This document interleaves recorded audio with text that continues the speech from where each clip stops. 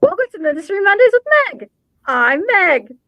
You guys, welcome. I am so glad to have you here. I also have a really exciting guest. I know I tell you that every time, but it's true.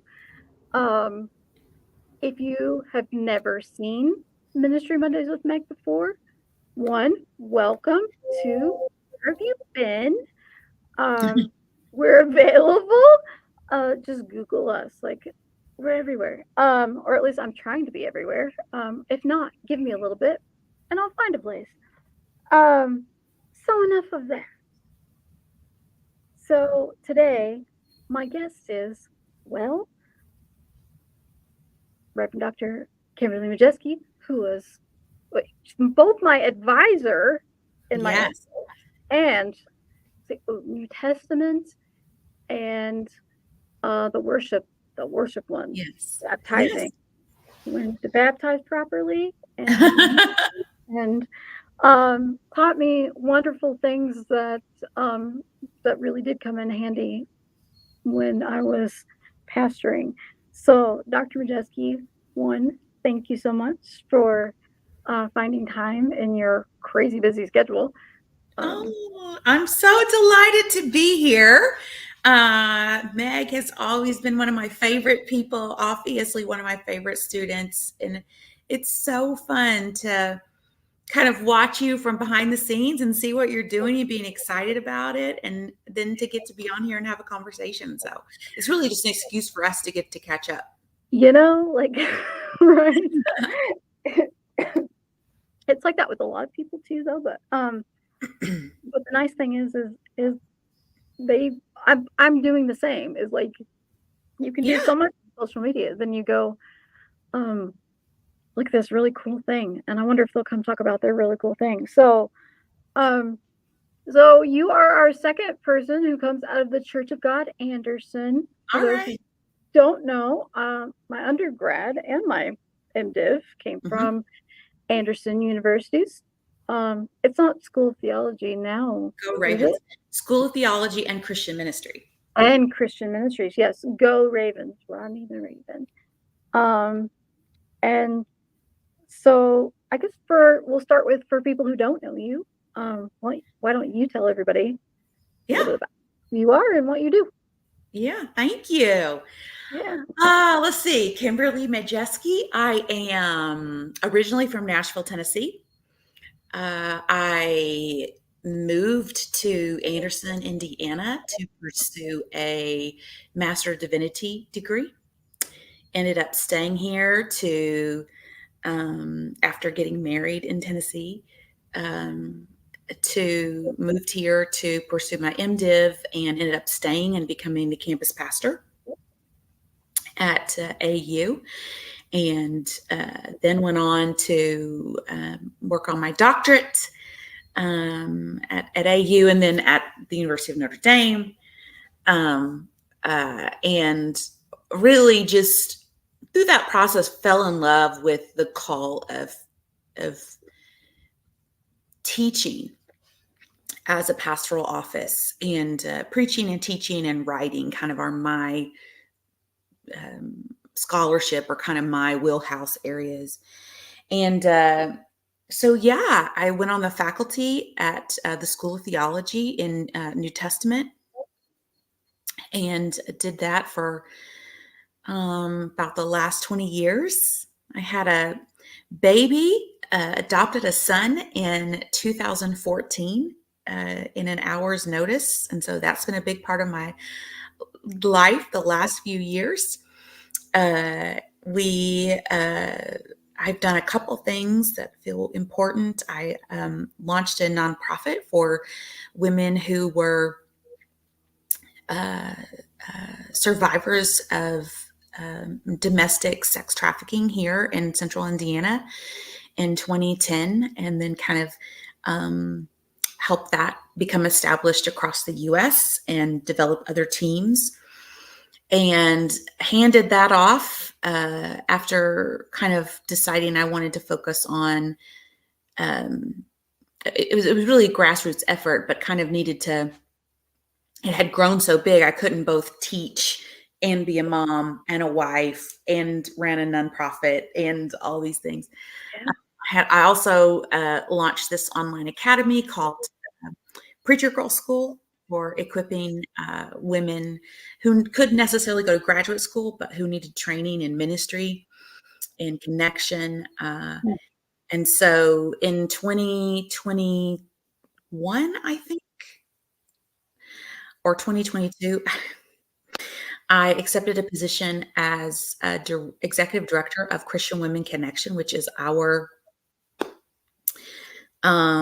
women's branch of Church of God Ministries, or the Church of God. We kind of oversee the equipping, empowering of women, lay women, and then through women's ministries, and then women clergy. We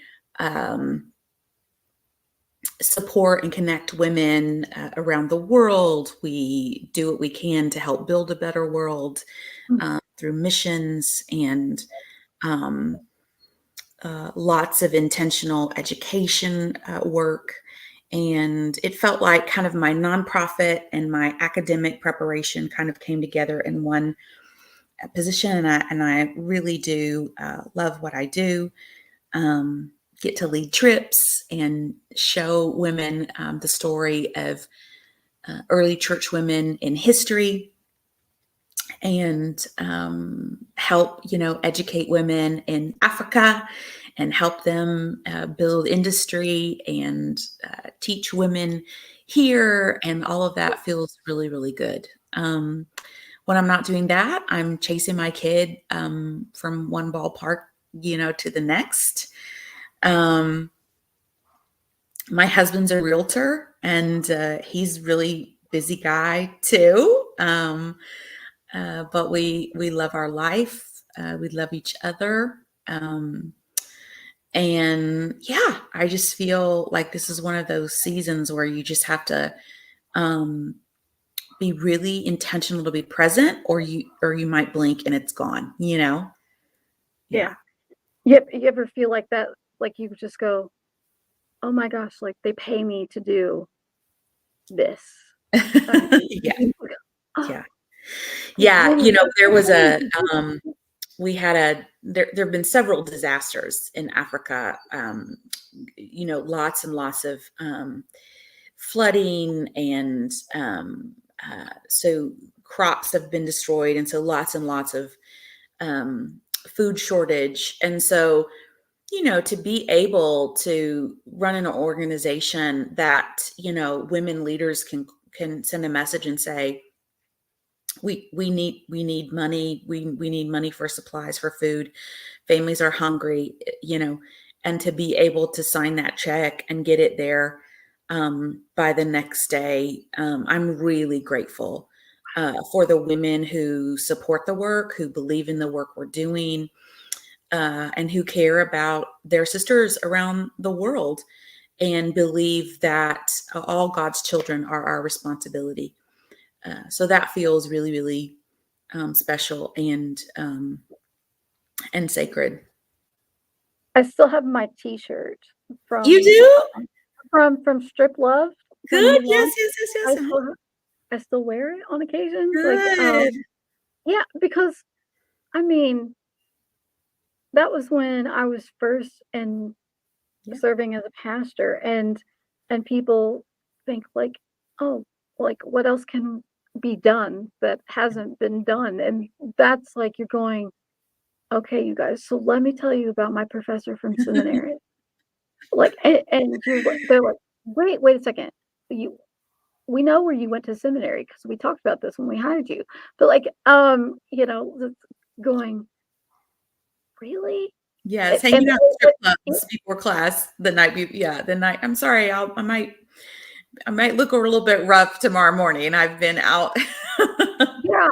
yeah. And so like to do your birthday fundraiser, on Facebook or something like that, and choose Yeah. some,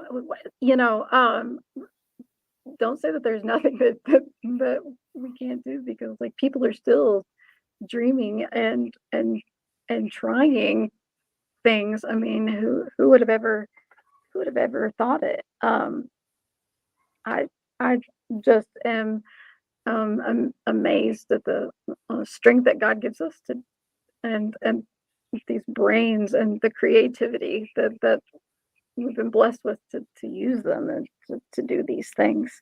Mm. Um, so and I remember seeing the Preacher Girl Academy, Mhm. which you said was mostly was it mostly people who were lay leaders, or is that Well, it was in it for women. We had a couple men come through who wanted to learn about how to equip women. I mean, they okay? had sincere hearts, and but it was entirely for women to connect and grow and thrive. Because I was aware, you know, sometimes you get students in graduate school who are not ready for graduate school, but who need something. I have all kind of women that I was aware of who were preaching and teaching, leading, and had never been taught how to write a sermon, Mm, or maybe had only heard men preach, or mm, had only been taught how to write a sermon from a man. And the way that a woman does that is entirely different and unique to her own femininity and her own sensibility, her own connection to the texts. And I just wanted to validate that process. I wanted to encourage that part of us as women who to see different sides of the text, um, to to give permission to read from the bottom up, to care about Bathsheba and not just David, to want to know more about Dinah and not just, the brothers, um, to ask questions about Yael and not just, the warriors, like I, I wanted us to explore all of those vistas that are really unexplored because of um, the dominant narrative that has just been um, so much propagated over the yeah. years. No disrespect. It's just No, that what connects with us as women might be different than what connects to someone else who's had an entirely different dominant narrative experience. and I think that's true no matter what denomination you're a part of or movement, Correct. you're a part of is that I didn't hear a woman preach from the pulpit until I was in seminary. Hmm. And and then I wept, like not just a little bit, like, this was a whole it was at a Presbyterian church in Indianapolis, and it was the ugly cry because, holy moly, I think it was the thing that your heart had longed for so Hmm. long, and then you have the opportunity to see it, to hear it, and you go, "Oh my gosh, Hmm. yes." And I remember learning about David and Bathsheba and looking at it a different way. And the woman at the well, that Hmm. one is, um, it does, it changes the way, like, it changes the way you read the Bible when you go, "That's not what Jesus was saying. Jesus is not going, 'Shame on you.' Jesus is going, 'I know. I know, I see you. I know, what you've gone through, and I love you. Hmm. Um, but I see you."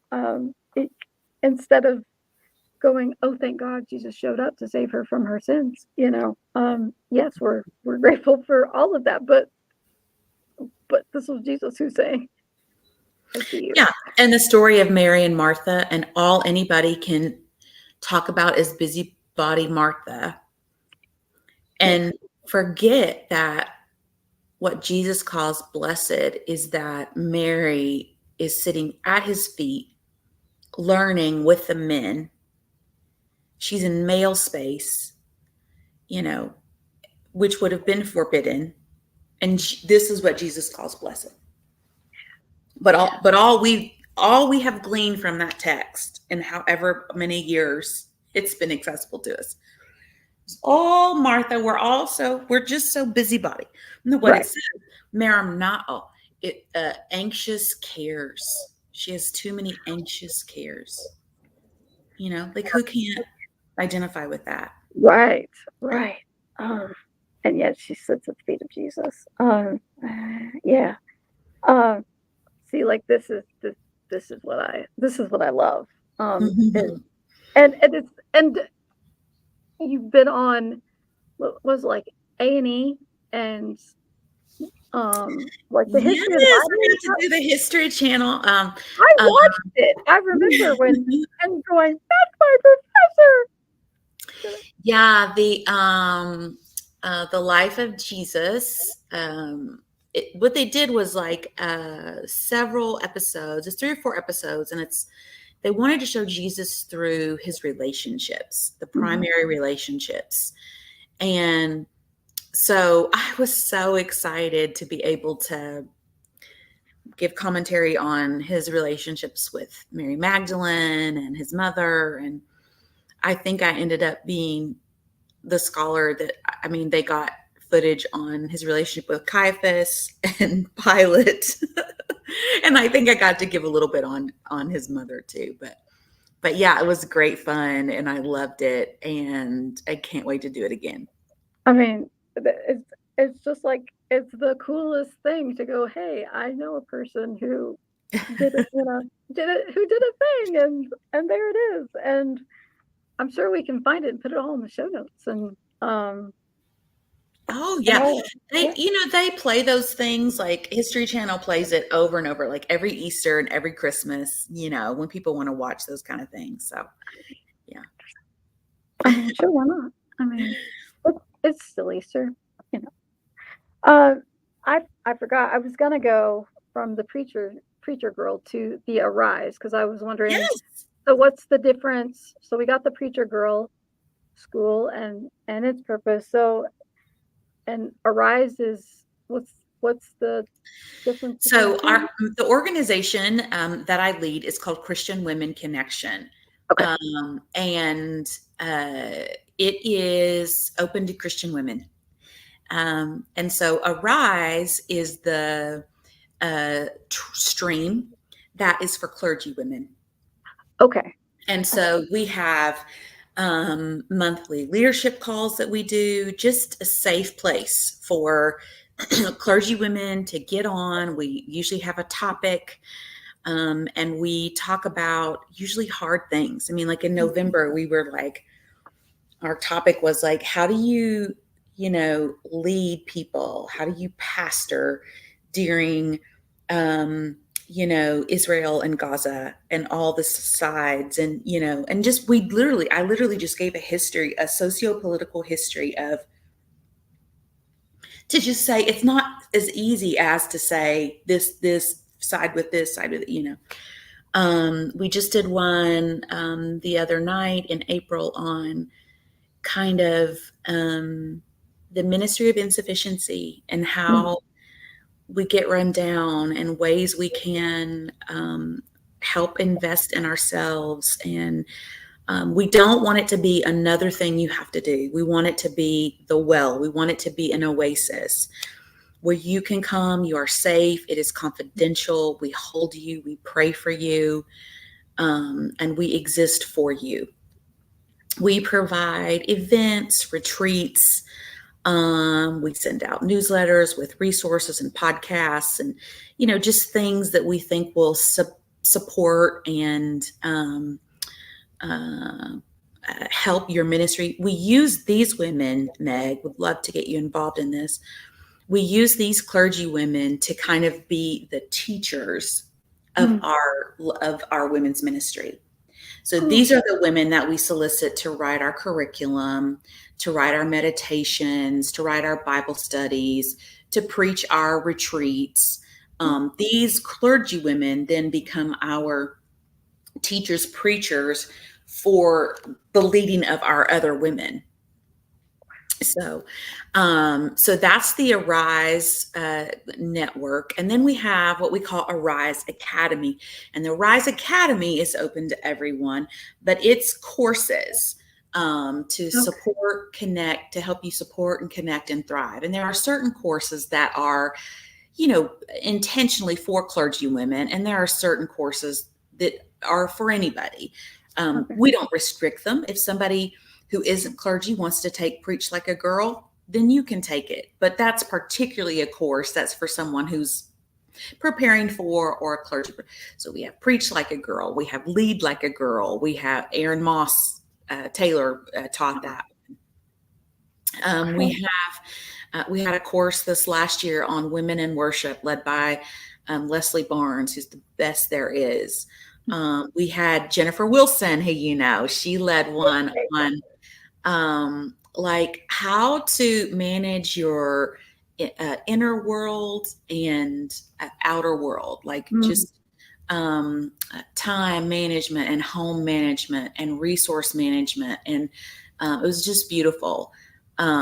Sacred space we've done. So, I mean, they're all kind, we're doing a wellness one in mm, September with a dietitian and nutritionist. So all sorts of topical. We just did one on anti-trafficking, how to anti-trafficking work in your community. That was, you know, 2 hours, one day, totally free. Um, and you know, it was great. I just did one on in Lent that was the women at the end. mm, That focused on the women who walk with Jesus through the end of his life. So just different topical. Some of them are very biblically focused. Some of them are very self, you know, development focused. Some of them are practically here's how you preach focused. mm. Yeah, That's awesome. yeah. And so they're open to people not in the Church of God as well. Wide open. We reach our hand in fellowship to every blood washed one, and we want y'all to come. They're very economically priced for those who those that are taught by master's or doctoral level Mm, professors. Most are. There are CEUs available. They're unbelievable quality. They're master's level quality, and just incredible. We have one on Enneagram and leadership. I mean, just incredible courses that I'm so excited about, and just really want to help women grow right where they are, just as they are. And yes, they're open. You can find those on our website at christianwomenconnection.org. okay. And we'll put that in the show notes for everybody. But so here's my little plug. Um, I'll say no, I haven't done the Arise stuff yet. But having gone to AU, graduated from AU as a Baptist, in the school, there was I had no problem. People have asked about that before. I'm like, you know, here was the thing: is for me it was great because it was um, going looking at this foundation that I had built, what I had been taught to this point, and then basically like pulling it completely apart and figuring out who I am, who God has called me to be, and and it was just okay. Well, back it up scripturally. So for me, it was a great experience. I have no regrets about it at all. So I imagine, given my seminary experience, and knowing some of these wonderful teachers that you've had, um, that that that it is definitely worth your time, your money, No, and thank you for to saying be that. part of it. Yeah, no, I have said it. I've been asked many times, and truly, for me, it was a. I don't know that I would have. I don't know. It was where God wanted me to be then, and and I'm grateful for it. So I'm certain that there are other women who would. benefit from this so much. So there's my plug for that. Um, and and so all of this is inside that executive director role, right? Is that right? Or is that over and above? Yes. Yeah. And then, the other thing is I try to lead these trips, Oh, you're still doing the trips. Okay. to help women discover the stories of early church, Mhm. women more deeply. We just finished a trip this fall to Rome to study Prisca and Phoebe, and that was just gorgeous and beautiful and amazing. And I had them crawling around the catacombs Of course. and ancient churches. And this year we're going to visit. We actually have built 6 sewing centers in East Africa to help women. People don't know, but Uganda, particularly, was one of the countries hit hardest by COVID. And they were out of school longer there than any other place in the world. And they've had just an incredible crisis with unwanted teen pregnancy, Mhm. underage pregnancy. Some like 32,000 young women a month becoming pregnant, many of them against their will through stories of trafficking or being sold off by their parents. They can't afford to house them anymore. And so when we asked, how we could help, they said we need ways to build these centers where they can learn a skill, a trade, earn a wage, and have agency. And so we've built these sewing centers strategically throughout the country so women can come and do just that. And we've been able to build 6 of them. So this year, in November, we'll be going first to Cairo, visit the ancient stuff, and then to visit our sisters in Uganda and friends from the DRC, where we've also built some centers. We'll be bringing them over, and we're going to have a convention there with our sisters in East Africa and just kind of celebrate the launch of these sewing centers. The hope is that these women then will begin to make textiles that we can then sell here in the U.S., and that will become an income stream for them. I should introduce you to my friend Rockney, who came to the United States and went to seminary at Central Baptist in Kansas, and she started a like a sewing center um, here in the United States for women who come over as Oh, yeah. refugees, because they don't have any money. Yeah. And so what they make are shopping bags, are like Mhm. the reusable shopping bags, and out of scrap material, out of whatever donated material, so that there's no like overhead cost for that. And so the women then get to keep the money to you know, help take care of their families. Yeah. Um, and it's and I think that is so courageous, people uh who go, okay, so what is really the need here? And then go, okay, now what can we do with the resources that we have to make a difference? Mhm. So 32,000 women a month. Can you imagine? N- I can't. I mean, I can't. Like your brain just goes, Mhm. no. Mhm. I mean, Yeah. how horrible, how horrible. And then to have people who go, okay, well, let's try and make a difference in this. And yeah, I,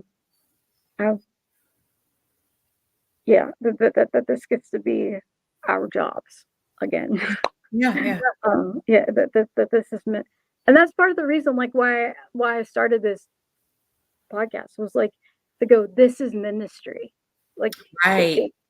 it's so much more than what happens in a church building. Yes. Church building, I think, worship. I mean, more than anything. And do we need that? Yes, of course we do. But let's talk about like ministry. The real ministry is getting your hands dirty and going to all these places and leaning in and going, what is it? What is it that you need? And how is it that we can help you? Not coming in and going, we're going to fix it for you, Right. but going, let's equip you to have the Hmm. ability to. That's the kingdom work right there, and that's what I love. Yeah. But how did you get like? Because I know your mama has gone on to glory, but like, was she past? Like, How did you get to ministry? I forget. Was this like Uh, always the thing? Was that always the no, thing? no, no, no. I forget. What I've always been about was justice work. Yes. So, I mean, as a baby kid on the playground, I was telling the bully, "Don't you mess with her." Like, that's who I've to my core. Mm. So I thought I was going to be an attorney. I was going to be a civil rights attorney. I thought I was preparing for. I wanted to run for Congress, and um, You could still do that. I mean, um, and I did that when I first came out of.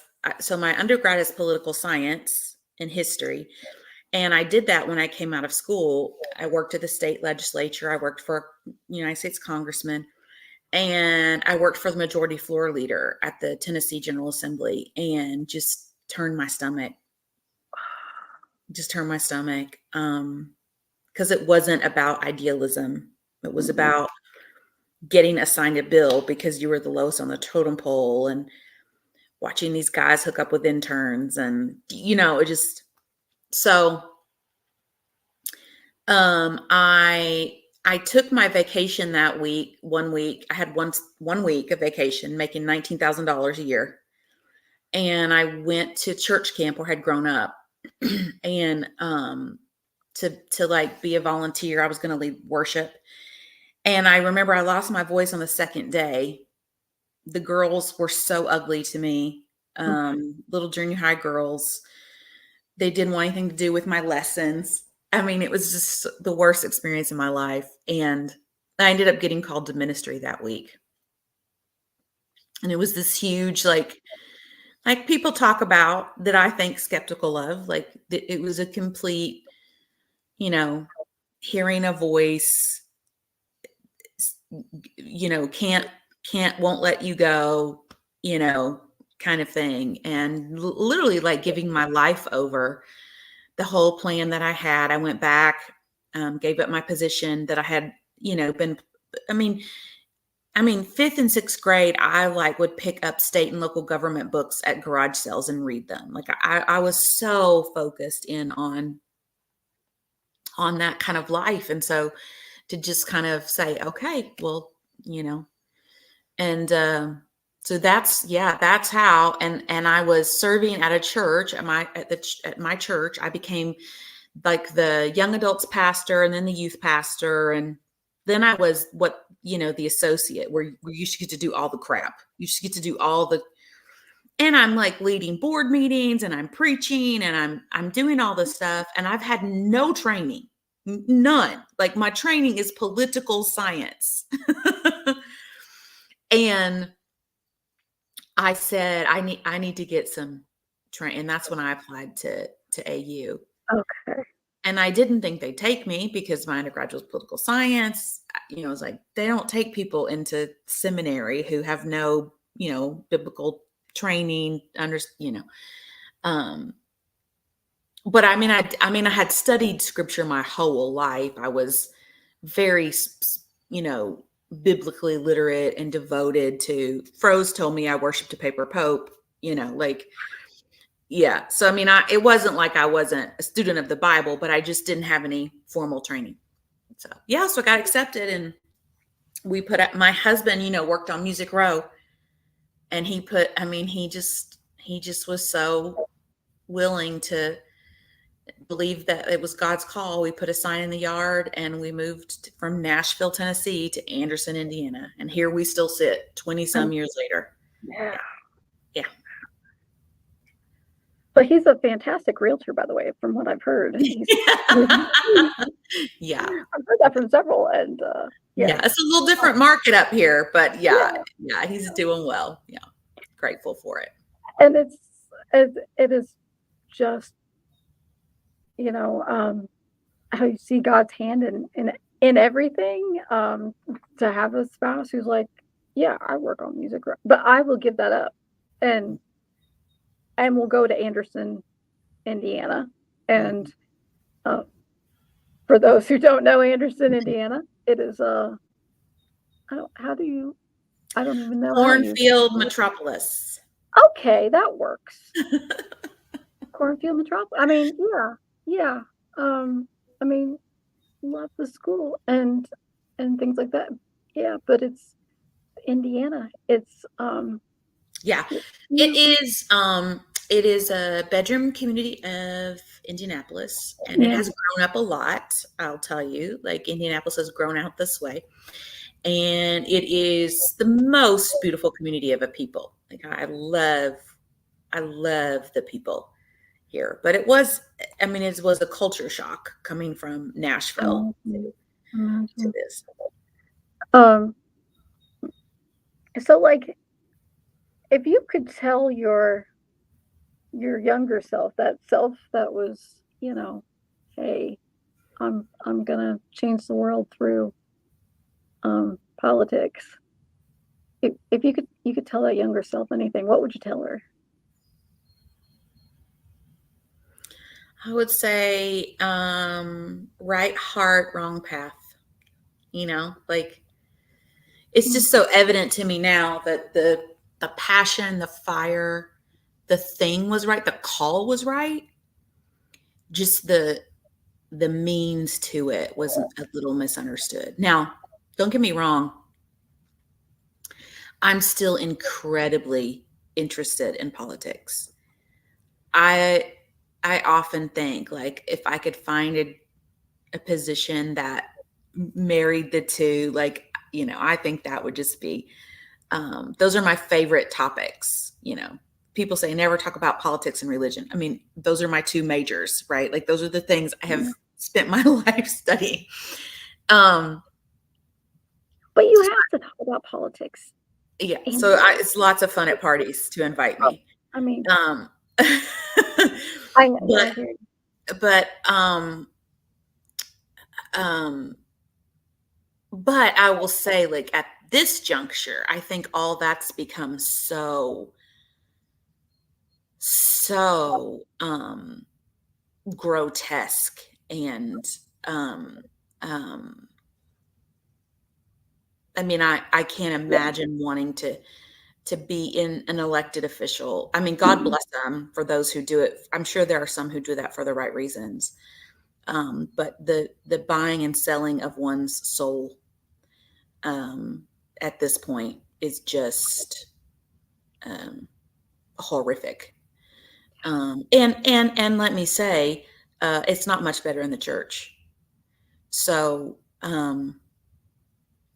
I do believe in the separation of church and state, and I believe emphatically that we are not aligned to a party; we are aligned to Jesus, and that it is incumbent upon us to make those hard decisions in the world as people of the kingdom, and that will cost us.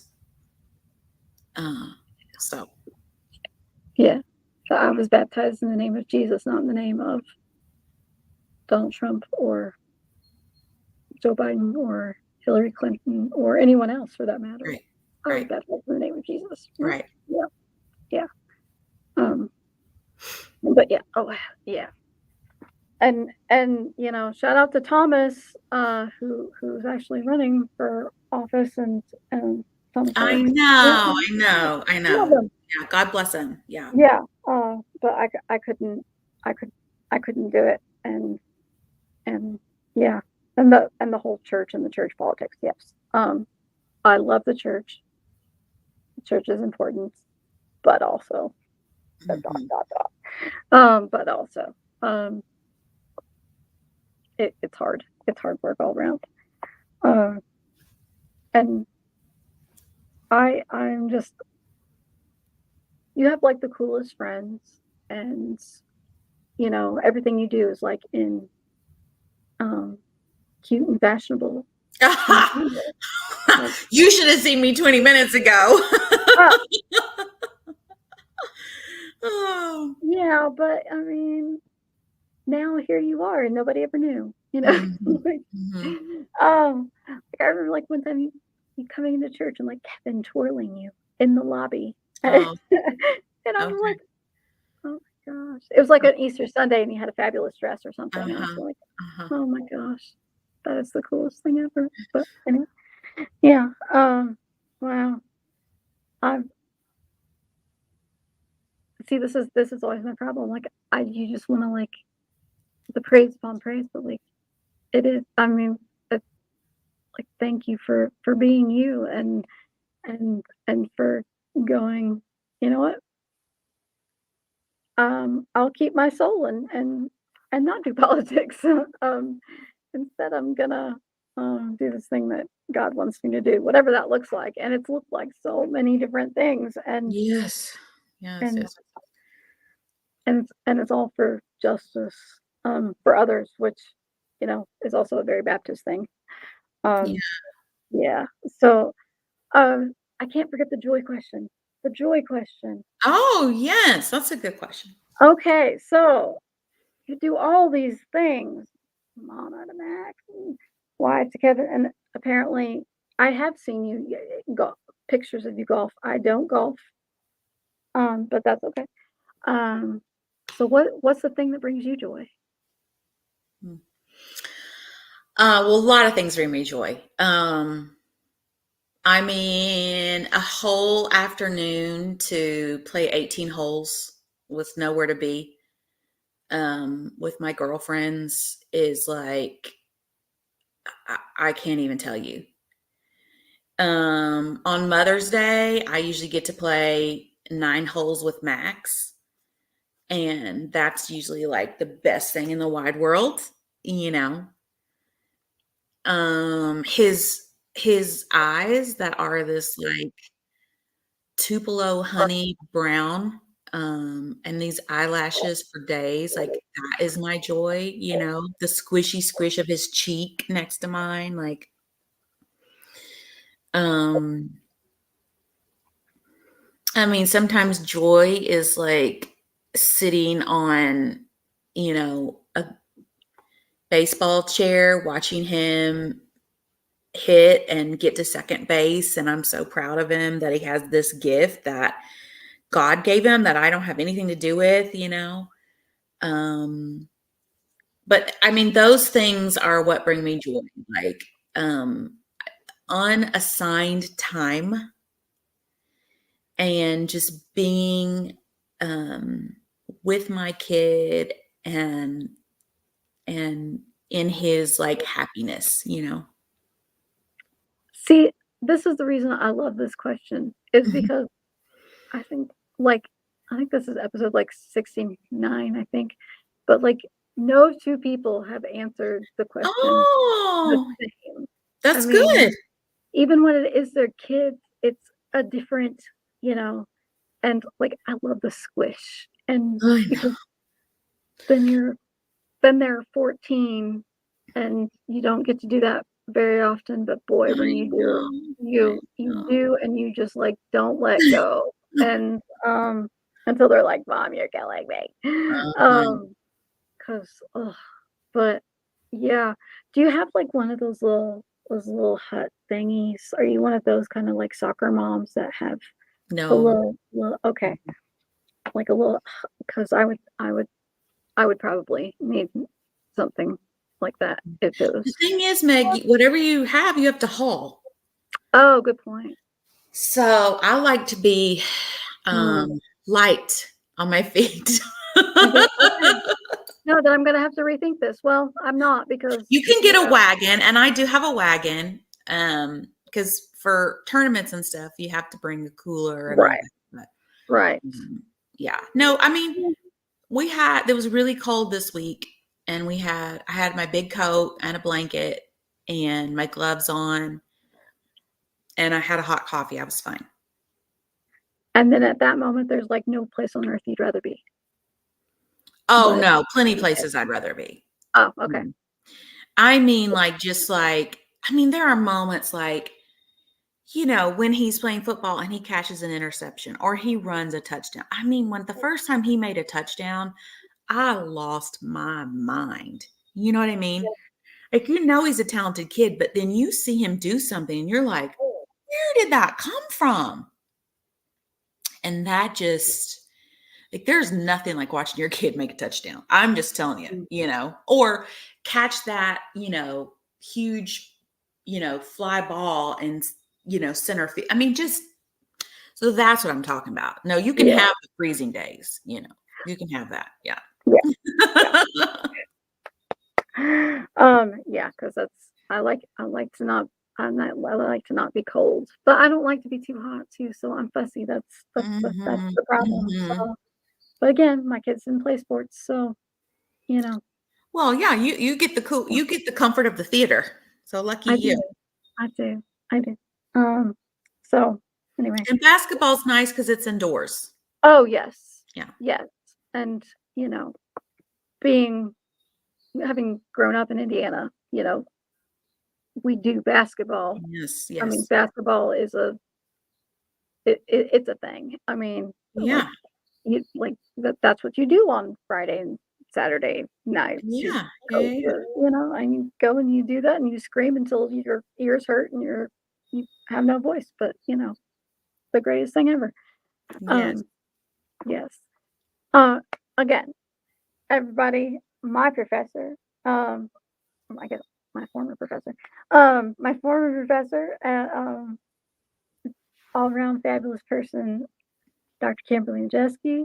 Thank you for having me. Yeah, thank you for doing this again. Yes. Y'all, listeners and viewers, I will put all of the websites and all that in the show notes so that you can check out things like the Arise Academy and learn more about Christian Women Connection and and connect with Dr. Majeski on socials and all the things. Do all the things. Do all the things. We would love to have you join us. You're all very welcome. It's so easy. I think it's like a $10 a month membership fee, which is like cheaper than your Starbucks. So come on and join our sisterhood. It's like 3,500 women across 25 nations. And it's pretty sweet to be locked arms with women in the work of building a better world. Yeah. So go and check it out, folks, and we will see you all next time. And thanks for being a part of this